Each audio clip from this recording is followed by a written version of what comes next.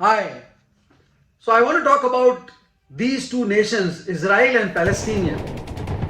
आप सबको पता होगा कि पैलेस्टाइन की एक टेररिस्ट आउटफिट है जिसका नाम है हमास, और उस आउटफिट ने इजराइल में सिविल अटैक करके कल करीबन 400 लोगों को मार गिराया है। और ये बिगेस्ट अटैक है इजराइल की इतिहास में।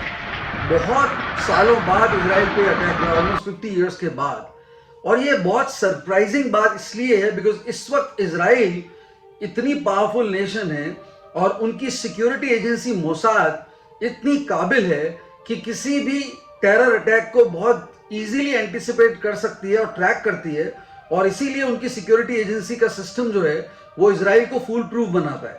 बट ये अटैक हुआ और इस अटैक के बाद सारे जियोपॉलिटिकल समीकरण बदलेंगे।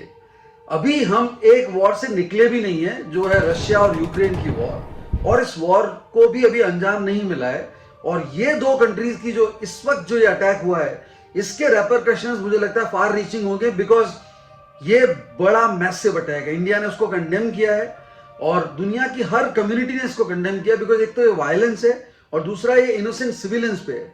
लेकिन यहां हमें इन दोनों कंट्रीज की हिस्ट्री जाननी जरूरी है, क्योंकि ऐसा तो है नहीं कि इजराइल ने वायलेंस को यूज नहीं किया as a mean to perpetrate its ideology. करा है उन्होंने, लेकिन ये अनएक्सपेक्टेड था, क्योंकि हमास और इजराइल का कोई कंपैरिजन नहीं है। इजराइल की पर कैपिटा इनकम $45,000 है, पैलेस्टाइन की पर कैपिटा इनकम $7,500 है। दोनों का लैंड एरिया भी ऑलमोस्ट, इजराइल के पास डबल लैंड एरिया है, पैलेस्टाइन के पास बहुत कम लैंड एरिया है। और पॉपुलेशन में भी दोनों एक दूसरे के बिल्कुल विपरीत है। इजराइल की पॉपुलेशन ऑलमोस्ट 1 करोड़ है, पैलेस्टाइन की पॉपुलेशन 50 लाख है। तो रिसोर्सेज का कोई कंपैरिजन ही नहीं है। उसके अलावा डिप्लोमेटिकली इजराइल बहुत स्ट्रांग नेशन है। लेकिन एक सवाल जो उभरता है हमेशा वो ये है कि ये दोनों कंट्रीज लड़ती क्यों है? Why are they at war with each other? मतलब एक ही जोग्राफिकल टेरेन में है ये, और 400-500 किलोमीटर की टेरेन में ये कंट्रीज हैं। और इन कंट्रीज का अगर आप इसको ज्योग्राफिकली चेक करेंगे तो बड़ा ही विचित्र कॉम्बिनेशन है, क्योंकि एक कंट्री से दूसरी कंट्री में जाने के लिए आपको एक कंट्री से निकलना पड़ता है। So it's very strange. पर ये स्ट्रेंज बात हुई क्यों और इसके रीजन क्या है? तो मैं आपको इसका हिस्टोरिकल पर्सपेक्टिव देना चाहूंगा कि इजराइल और पैलेस्टाइन का कॉन्फ्लिक्ट है क्या। तो ये कॉन्फ्लिक्ट जियोपॉलिटिकल है। मतलब ये कि इन कंट्रीज की जो लोकेशन है वो इतनी स्ट्रेटेजिक है कि दूसरी कंट्रीज का रोल बहुत इंपॉर्टेंट हो जाता है because of the way they are situated. मतलब ये कि इजराइल मिडिल ईस्ट में सिचुएटेड है, मेडिटेरियन सी से एडजॉइनिंग है, और सबसे बड़ी बात है 5 अरब कंट्रीज से इसकी बॉर्डर अटैच होती हैं। मैं बात कर रहा हूं इजिप्ट की, जॉर्डन की, लेबनान की, इस तरह की कंट्रीज जो हैं, साइप्रस की, जो कि इससे अटैच्ड हैं। और जब ये कंट्रीज अटैच्ड हैं तो ये नॉन अरब कंट्री जो है वो इन सब के बीच में है। और लोगों को लगा था पहले हिस्टोरिकली कि ये कंट्री सर्वाइव नहीं कर पाएगी बहुत ज्यादा, पर ये तो बहुत स्ट्रांग और बहुत माइटी नेशन है। तो इनके कॉन्फ्लिक्ट में पहला तो जियोपॉलिटिकल है। जियोपॉलिटिकल के कारण अमेरिका का भी वेस्टेड इंटरेस्ट है इसमें, रशिया का भी इंटरेस्ट है। अब ये इंटरेस्ट कहां से आ रहा है? ये इंटरेस्ट ऑयल से आता है। 1950 के बाद ऑयल की इंपॉर्टेंस दुनिया में सिग्निफिकेंटली बढ़ गई, जब से डिस्कवर हुआ कि अरब कंट्रीज के पास बहुत ऑयल है। और दूसरा, एनर्जी का कंजम्पशन अमेरिका ने डेफिनेटली बढ़ाया, दुनिया में बढ़ा, तो ऑयल एक बहुत बड़ा मीन है उसके लिए। तो दैट्स वेरी पावरफुल रीजन कि इजराइल और पैलेस्टीन दोनों इंपॉर्टेंट है। दूसरा रीजन है रिलीजन। कार्ल मार्क्स ने यूं ही नहीं कहा था कि religion is an opium of masses. Religion लोगों को डेफिनेटली बहुत ज्यादा ब्लाइंड फोल्ड करती है, और डेफिनेटली ये कंट्रीज वो हैं जहां रिलीजियस आइडियोलॉजी को बहुत ज्यादा फंडामेंटलिस्टिक तरीके से देखा जाता है। मतलब they are passionate die hard supporter of their religious ideologies. तो अब सवाल ये होता है कि रिलीजियस कॉन्फ्लिक्ट है क्या? तो ये कॉन्फ्लिक्ट थोड़ा सा विचित्र इसलिए है बिकॉज थोड़ा पीछे जाना पड़ेगा। जेरूसलम में ईसा मसीह का जन्म हुआ था, और वो ज्यू थे, लेकिन बड़ा होने के बाद उन्होंने अलग रिलीजियस आइडियोलॉजी को फॉलो करना शुरू किया, जैसे गौतम बुद्धा ने किया था, बुद्धिज्म को जन्म दिया था। उसी तरह से इन्होंने क्रिश्चियनिटी के बहुत बड़े सपोर्टर थे। वो उन्होंने एक नई आइडियोलॉजी को परपेट्रेट किया जो कि ज्यूज में पॉपुलर नहीं थी। इसीलिए वो जब बड़े हुए तो उनका अपोजिशन हुआ और इवेंचुअली आप सबको पता है कि वो क्रूसीफाई हुए थे। तो उनकी मौत के पीछे एक बहुत बड़ी कम्युनिटी है वो ज्यूज को ब्लेम करती है, बिकॉज नेचुरली ईसा मसीह जो थे वो क्रिश्चियनिटी को सपोर्ट कर रहे थे एक अलग, और वो बाद में सपोर्ट बढ़ा आगे और यूरोप में स्प्रेड हुआ बहुत। तो यहां से एक रिलीजियस कॉन्फ्लिक्ट शुरू हुआ इन दो आइडियोलॉजीज के बीच में, जहां पे ज्यूज जो कि इजराइल में ही रहते थे, हिस्टोरिकली बहुत पुरानी बात है, ऑटोमन एम्पायर के पहले की बात है। ऑटोमन एम्पायर इस्लाम का बहुत ही ग्लोरियस एम्पायर था जो कि 3 सेंचुरीज में आई वुड से बहुत ही ग्लोरियस रहा। इवेंचुअली इसका डाउनफॉल शुरू हुआ और ब्रिटिशर्स की ग्रोथ शुरू हुई। ऑटोमन एम्पायर का कोलैप्स कंप्लीटली वर्ल्ड वॉर 1 के बाद हुआ था और ब्रिटिशर्स ने इस अपॉर्चुनिटी को एक्सप्लॉइट किया था। ब्रिटिशर्स को सपोर्ट मिला था ज्यूज से वर्ल्ड वॉर 1 के टाइम में, और जो सपोर्ट ब्रिटिशर्स को मिला था ज्यूज से, उसके बदले में ब्रिटिशर्स ने उन्हें प्रॉमिस किया था कि उनको फ्री होमलैंड, उनकी जो है लैंड वो मिलेगी। अब सवाल ये आता है कि ये होमलैंड का मतलब क्या हुआ? मतलब ये हुआ कि इजरायलीज जो थे वो दुनिया के अलग अलग कोने में बिखर गए थे बिकॉज उनके अगेंस्ट अट्रॉसिटीज बढ़ गई थी। As I told you, Isa Masih को क्रूसीफाई किया गया था क्योंकि वो क्रिश्चियनिटी को प्रोपोगेट कर रहे थे। तो ये जो कॉन्फ्लिक्ट था, इसके कारण जो ज्यूज थे वो निकल के अपने एरिया से अलग जगह एस्टैब्लिश हो गए थे, उनके सेटलमेंट अलग हो गए थे, तो अपनी जगह ही माइनॉरिटी हो गए थे। उसके बाद अरब कंट्रीज का भी वहां पे इन्वेजन हुआ। तो इसके कारण इजराइल जो जगह है वहां पे 3 रिलीजियस आइडियोलॉजीज एग्जिस्ट करती हैं।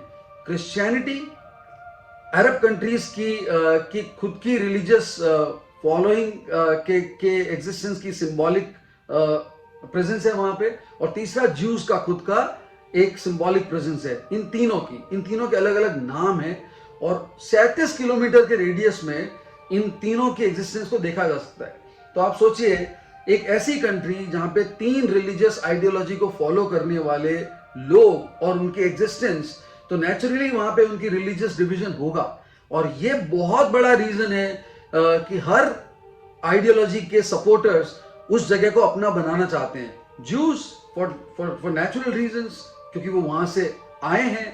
दूसरा, अरब कंट्रीज के सपोर्टर जो कि इस्लाम को फॉलो करते हैं, और तीसरा क्रिश्चियनिटी के सपोर्टर्स। इन सब के सिंबॉलिक मीन्स भी हैं वहां पे। तो ये दूसरा रीजन है। तीसरा रीजन है इकोनॉमिक प्रॉस्पेरिटी।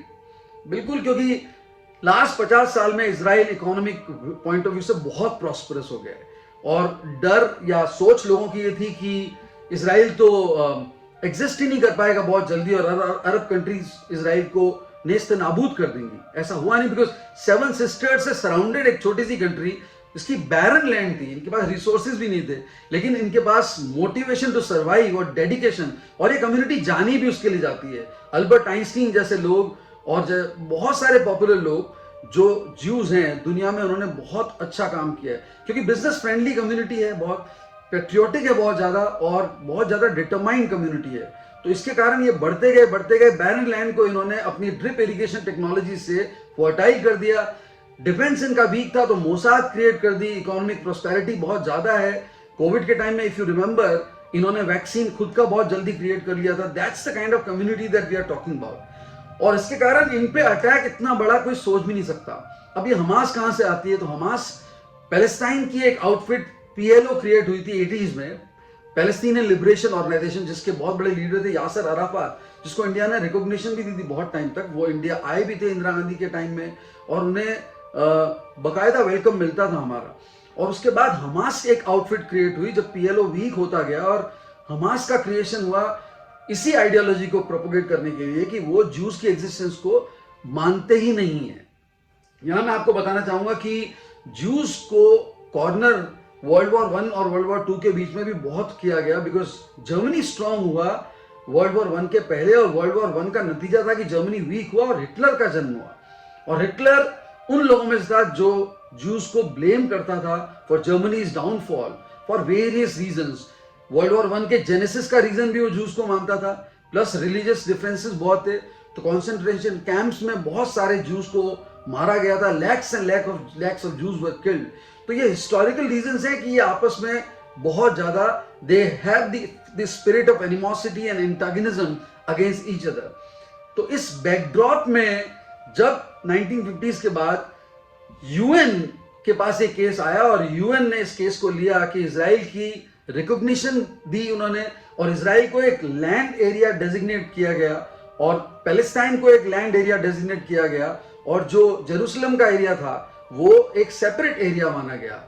लेकिन इसको दोनों ने मानने से इनकार कर दिया। लिटरली पैलेस्टाइन ने नहीं माना, अरब कंट्रीज ने इसको नहीं माना बिकॉज वो छोटा एरिया था और क्योंकि यूएन की फाइंडिंग ये थी कि इजराइल के पास 6% ऑफ टोटल एरिया था, तो इजराइल के पास कम एरिया था और पॉपुलेशन रेशियो के अकॉर्डिंग कम था, तो इजराइल को जो एरिया मिला अरब कंट्रीज ने उसको नहीं माना और इवेंचुअली पहला अटैक इजराइल पे हुआ था अरब कंट्रीज की तरफ से और उसका रिटेलिएशन जो था इजराइल ने इजिप्ट के जो नासार थे, सुएज कैनाल को डीलिंग कर दिया था उन्होंने मिलकर अटैक किया था जिसमें कि उसके बाद इजराइल का रिटेलिएशन बहुत स्ट्रांग था और इजराइल ने लैंड को ऑक्यूपाई करना शुरू कर दिया। गाजा स्ट्रिप, गोलान हाई, बहुत सारी लैंड यूएन ने जो एरिया ये मार्क किया था उससे ज्यादा इजराइल ने ले लिए और इजराइल इसलिए बहुत पावरफुल है और वो सिविल वॉर के रूप में फिर बढ़ गया, एस्केलेशन बहुत हुआ। फिर अमेरिका ने इंटरवीन करना शुरू किया, पीस प्रपोजल्स आए, ऑस्लो अकॉर्ड हुआ 1990s में जिसको दोनों कंट्रीज ने माना, पर इवेंचुअली इजराइल ने सीज फायर तोड़ दी और दोनों कंट्रीज में आपस में एट्रोसिटीज बढ़ती गई।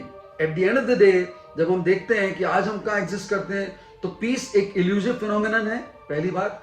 दूसरा, पैलेस्टीनियंस अभी भी अपने राइट के लिए लड़ रहे हैं जहां पे उनको एरिया चाहिए, रिलीजियस एग्जिस्टेंस चाहिए और हमास का अग्रेशन सिर्फ उनके कहने पे नहीं आ रहा, उनको सपोर्ट भी मिल रहा है कई कंट्री से। हो सकता है चाइना का इंटरेस्ट हो, I mean there are few countries which definitely are natural supporter of Hamas, that's how they are getting lot of traction and ignition. उसके अलावा इजराइल को अमेरिका हमेशा सपोर्ट करता है for obvious reasons, as I told you. America अपनी existence Arab countries में बना के रखना चाहता था बिकॉज ऑफ ऑयल। अब धीरे धीरे अमेरिका न्यूट्रलाइज हो रहा है बट इजराइल बहुत बड़ा मॉन्स्टर बन चुका है in terms of economic progress और उनकी लॉबी है बहुत स्ट्रॉन्ग अमेरिकन संसद में। इसके कारण एक लेवल तक बोल सकते हैं ग्लोबल कंट्रीज बट इजराइल अपनी बात खुद ही जानना कहता है और जो इजरायली प्राइम मिनिस्टर थोड़ा सा सॉफ्ट अप्रोच रखा पास में उसका असैसिनेशन हो गया। रबिन की बात करो, इज़ाक रबिन, तो he was assassinated. Eventually Netanyahu जो है उन्होंने ये क्लियरली बोल दिया है कि Israel is at war now, हमारी पैलेस्टाइन से लड़ाई है अभी। अब इसके मायने आगे क्या हो सकते हैं? पहली बात तो ग्लोबल इकोनॉमिक क्राइसिस इस वक्त यूक्रेन रशिया के कारण बहुत स्ट्रांग है और वर्ल्ड में कई कंट्रीज उससे अफेक्टेड है। वो एस्केलेट होने की संभावना इससे ज्यादा होगी बिकॉज अगर ये बढ़ गया तो दूसरी कंट्रीज का इन्वॉल्वमेंट हो सकता है, दैट्स वन। सेकेंड, इस पे इंडिया का क्या इंपैक्ट होगा? देखिए, इंडिया बहुत स्मार्ट तरीके से अपने आप को नेविगेट करता है और टैक्टफुली भी बहुत ज्यादा नेविगेट करता है। हमारे प्राइम मिनिस्टर ने इस अटैक को कंडेम किया है विच इज एब्सोल्युटली राइट।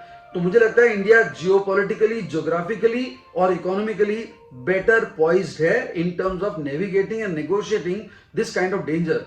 तीसरा, दुनिया में टेरर अटैक के कारण वॉरफेयर की टेंडेंसीज और आर्म्स एंड एम्युनिशंस का बिजनेस डेफिनेटली बढ़ेगा बहुत ज्यादा, इनसिक्योरिटीज दुनिया में बहुत ज्यादा बढ़ेगी। चौथा, ह्यूमन राइट्स का इशू, नेचुरली सिविलियंस कैजुअलिटीज बहुत होती हैं तो वो इशू और यूएन की इंपॉर्टेंस और सिग्निफिकेंस बढ़नी चाहिए, है नहीं, बढ़ नहीं पाती because they are supposedly a weak international body. तो उनका रोल देखने को है कि क्या कर सकते हैं वो। लेट्स नॉट फॉरगेट कि दुनिया में कई जगह इलेक्शंस होने वाले हैं तो कोई भी लीडर बहुत ज्यादा ऑल आउट किसी भी कंट्री को सपोर्ट नहीं करेगा। तो इस केस में मुझे लगता है ये वेल टाइम्ड अटैक है हमास का और फेलियर है मोसाद का बिकॉज एक्सपेक्टेड ये होता है कि वो टाइमली इन्फॉर्म करते हैं।